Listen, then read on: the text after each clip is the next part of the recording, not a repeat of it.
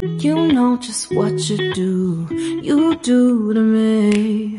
Play my emotions like a pair of puppet strings. নমস্কার বন্ধুরা, আজ মঙ্গলবার, তাই ভাবলাম সম্পূর্ণ নিরামিষ একটা রেসিপি করে দেখাই। আজ বানাচ্ছি সোয়া চাংক দিয়ে ঘুগনি। এটা পুরো নিরামিষ বানাবো, অবশ্যই আপনারা আমার সাথে থাকুন। দেখুন, আমি সোয়া চাংক নিয়ে নিয়েছি হাফ বাটি। এটাকে গরম জলে আমি 15 মিনিট মতো ভিজিয়ে রেখেছি।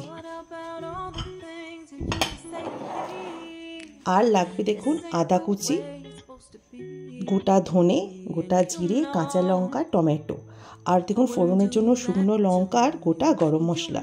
এবার একটা মিক্সির জার নিয়ে এটার একটা আমরা ফাইন পেস্ট বানিয়ে নেব। প্রথমে আদাটা দিয়ে দিলাম, তারপর টমেটো,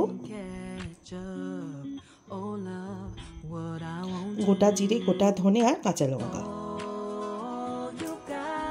দেখুন সবগুলো দিয়ে দিলাম, দিয়ে এটার একটা ফাইন পেস্ট বানিয়ে নেব।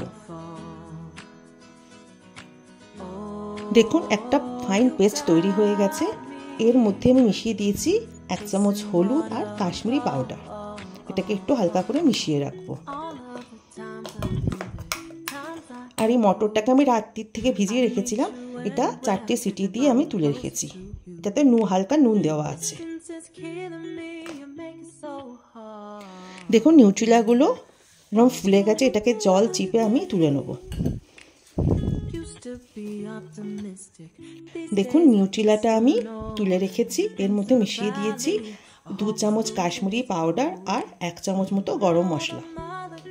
এটাই ভালো করে মাখিয়ে নেব। আর এর মধ্যে মিশিয়ে দিলাম 1 চামচ মতো নুন।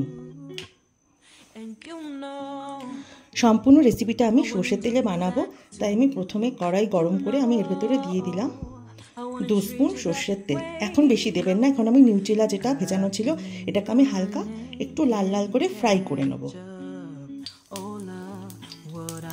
দেখুন এটা আমি তেলের ভেতরে দিয়ে দিলাম। এখানে তেল অল্পই দেবেন, কারণ চাং খুব তেল অ্যাবজর্ব করে নেয়। হালকাই তেল দেবেন। এটা একটু ভাজা ভাজা করে নেব। দেখুন এটা ভাজা হয়ে গেছে। এবার এগুলোকে আমি তুলে নেব।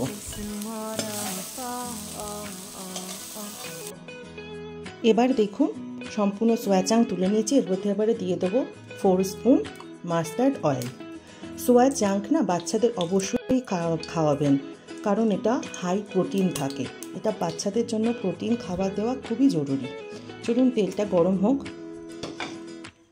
এবার এর মধ্যে মিশিয়ে দেব দেখুন একটু গোটা জিরে, বড় এলাচ যেটা একটু হালকা ফাটিয়ে নিয়েছি, শুকনো লঙ্কা আর ছোটো এলাচ। দেখুন ভাজা যেই হয়ে যাবে এর ভেতরে আমি মিশিয়ে দিলাম যেটা পেস্ট করে রেখেছিলাম।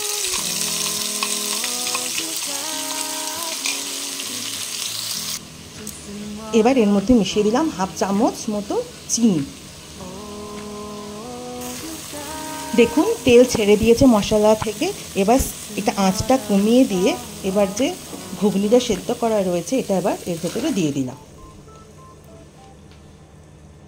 এবার আঁচটা বাড়িয়ে এই সময় আপনারা চেক করে নেবেন। সেদ্ধ করার সময় তো নুন দিয়ে কিছুটা বয়েলড হয়েছিল, এবার চেক করে এই সময় একটু নুন মিশিয়ে দেবেন। ব্যাস একটু এটা ফুটবে, তারপরে ওই চাংগুলো এর ভেতরে মিশিয়ে দেব। চলুন এটাকে চাপা দিয়ে দিই। এটা যখন ফুটবে তখন আমরা চাংটা মেশাবো। দেখুন এটা সম্পূর্ণভাবে ফুটে গেছে। এবার আমি নিউট্রিলাটা মিশিয়ে দিলাম, দিয়ে এটা 10 মিনিট আবার চাপা দিয়ে ফুটতে দেবো। একটা জিনিস বলে দিই, ঘুগনি না খুব জল অ্যাবজর্ব করে নেন, তাই এটার ভেতরে আন্দাজ করে একটু বেশি জল দিয়ে রাখবেন, কারণ ঘুগনি টেন্ডেন্সি এটা জল অ্যাবজর্ব করা। চলুন এটাকে আবার চাপা দিয়ে দিই। 10 মিনিট পর আবার ফিরে আসছি। দেখুন তৈরি হয়ে গেল নিরামিষ সোয়া চাংক ঘুগনি। চলুন এটা একটা সার্ভিং বাউলে আমি তুলে নিই। চলুন এটা তুলে নিয়েছি, এবার সার্ভ করে দিই। কেমন হয়েছে অবশ্যই জানাবেন। আর কমেন্টসে লিখবেন কেমন লাগলো। নিন, এবার আপনারা এনজয় করুন সম্পূর্ণ নিরামিষ সোয়া চাঙ্ক ঘুগনি। Bye by.